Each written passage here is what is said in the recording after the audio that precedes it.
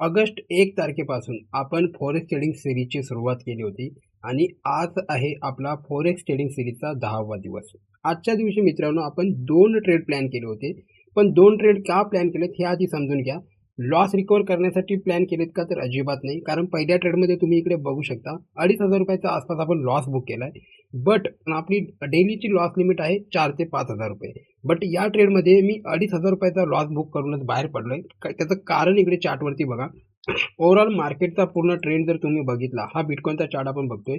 Overall trend तुम्ही बघा, पूर्णपणे अप साईडला मार्केटचा ट्रेंड इकडे दिसतोय आणि अशामध्येच आपल्याला इकडे डाऊन साईडला एक सेल साईडला माझी एंट्री झाली होती.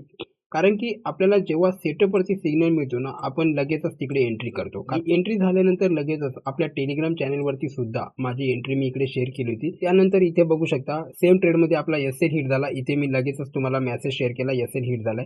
त्याच्यानंतर लगेचच मला बाईंग साईडचा सिग्नल मिळाला आणि हा आपला ट्रेंड सुद्धा आता अप साईडला होता बिटकॉइनचा.